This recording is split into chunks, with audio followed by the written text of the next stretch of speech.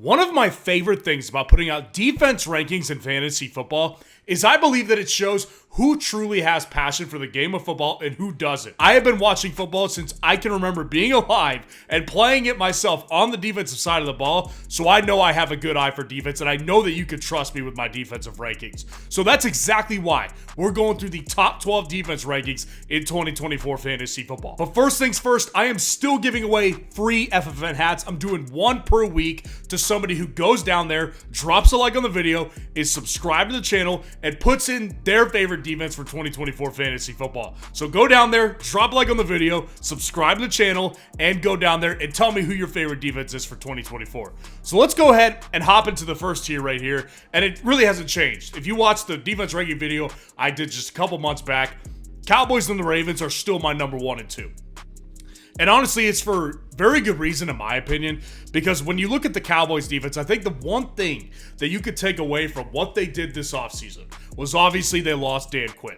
Dan Quinn was easily the best defensive coordinator in the league. He was extremely high paid. The Dallas Cowboys knew how good of a defensive coach Dan Quinn was. So obviously he gets swapped up. He's now the head coach over in Washington. But the thing that you have to love about what the Cowboys did is they didn't just say, okay, what we're going to do is we're going to get some other no-name guy who doesn't have much of a resume.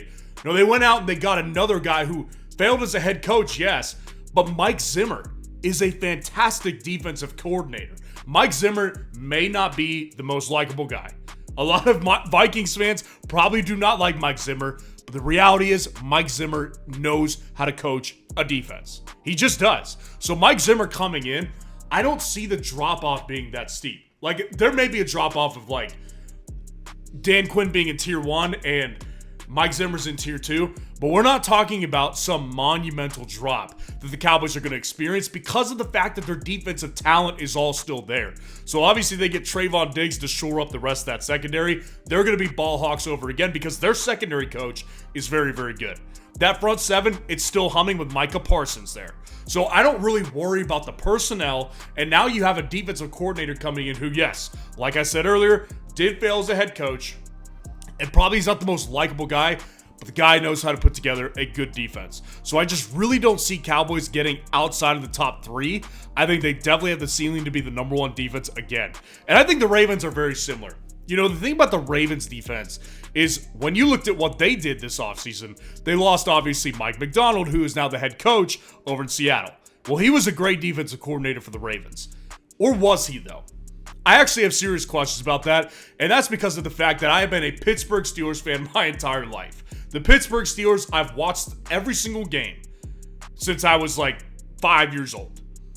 And the one thing I always notice is the Ravens are just elite at defense. They're just a fantastic defensive culture. Fantasy football analysis comes first, but it's also important to bring in the fact that I have been a Steelers fan because I've been watching this team every single year. The year I think they might have bad defense, that's when they come out and they surprise the crap out of me, and that's why I don't doubt them anymore. Because the Ravens defense is always great because of the culture they have set up there, and the personnel is so fantastic. Kyle Hamilton very well might be the best defensive player on the planet. I'm not exaggerating that. I'm not saying he's better than TJ Watt. I'm not saying he's better than Myles Garrett. I'm not saying he's better than Micah Parsons right now, but the potential for him to be that type of guy is definitely strong. He's a fantastic player. And one of the things I actually really loved that the Ravens did was they actually got a new young defensive coordinator who was a player for them, Zach Orr. Zach Orr had a very short career for the Ravens, but he was actually a fantastic linebacker when he played for them. He had to cut out of the NFL a little bit early because of a neck injury that really just derailed his career entirely. No other way around it. But the guy has already made a massive impression in that locker room for the Ravens. So I know for a fact the Ravens are not going to screw this up. Zach Orr is going to be a really defensive coordinator to bring the talent that they already have all together. Now, number 3 and 4, I've got the 49ers defense who jumped up a couple spots, and the Raiders defense I'm just super big on this year. Now, to start out with the 49ers defense, there's a couple reasons that they ended up jumping up for me. Now, the last time I did these rankings, I highlighted how they got rid of Steve Wilks, former defensive coordinator there, and they got Nick Sorensen in. Now, in my opinion, getting rid of Steve Wilks was addition by subtraction. I mean, you knew the moment the 49ers were going to let him go was when Kyle Shanahan, an offense first head coach, by the way, called a timeout in the most important game of the year, the Super Bowl, to yell at Steve Wilks for calling a terrible defense on a critical play in the game. You knew that he wasn't going to make it again. And really, I think that was the 49ers' downfall last year, was their defensive lapses. In comes Nick Sorensen. Is he going to be good? I don't really know. But I know that he will be better than Steve Wilks. So when I just put a coach who, let's just say he was average, with that amount of talent in that San Francisco defense, and there's a lot of talent.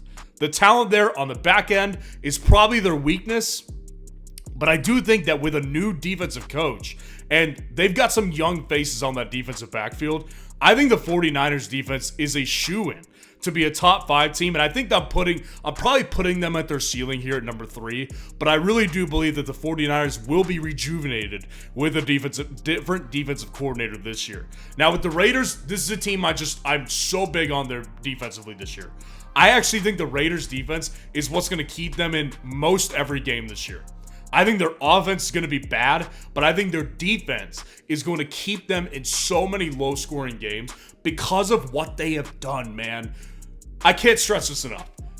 Them getting Christian Wilkins in the offseason is the biggest move I have seen in free agency in years. Players like Christian Wilkins do not hit free agency.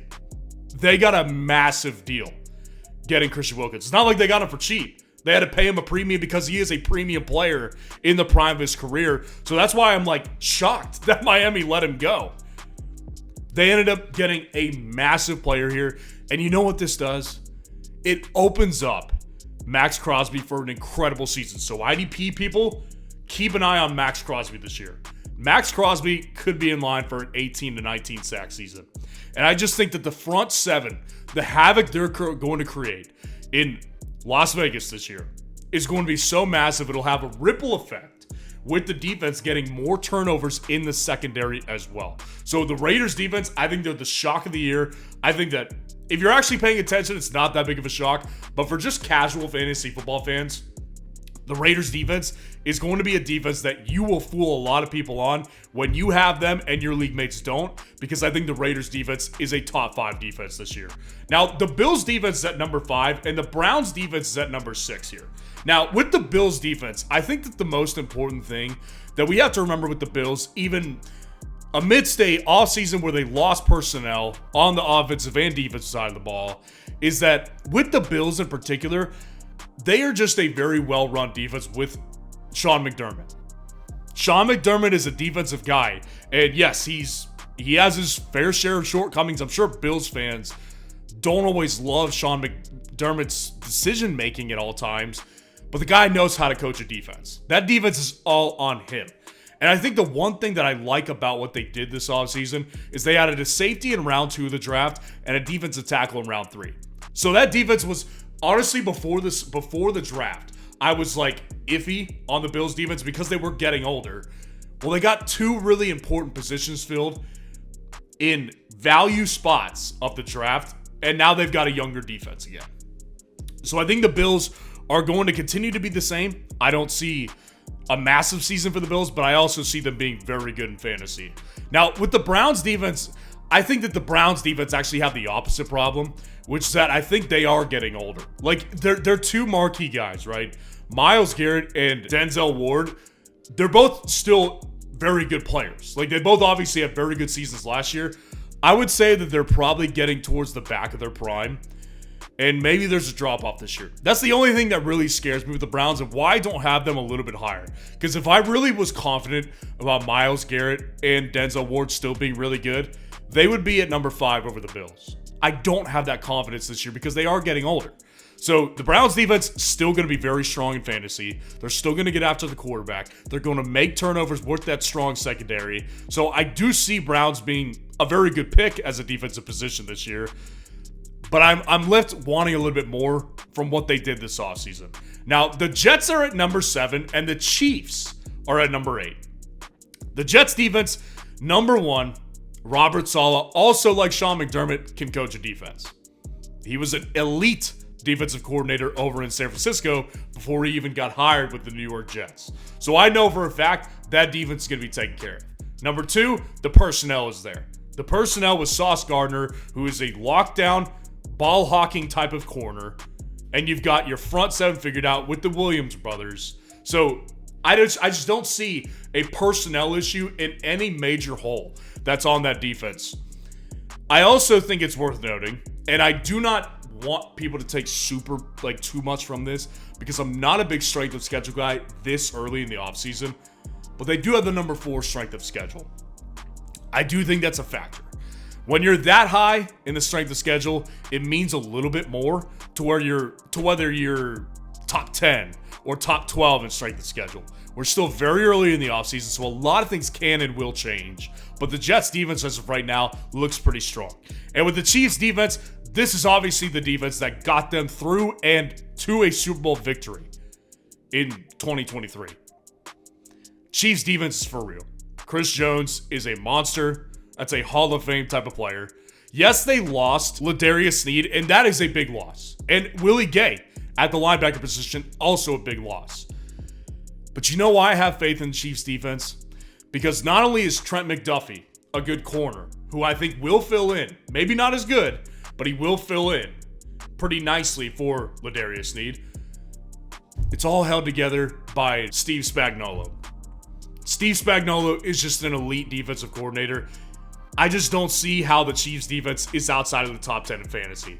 They were elite last year. They had a little bit of a rough patch there, but there is just so many strength on every level of this defense. And I know, especially towards the back half of the season where the Chiefs are trying to lock up seeding, that they're going to be an elite defense to pick in fantasy football. Now, at number 9, I had another change here. I got the Eagles at number 9 and the Steelers defense at number 10.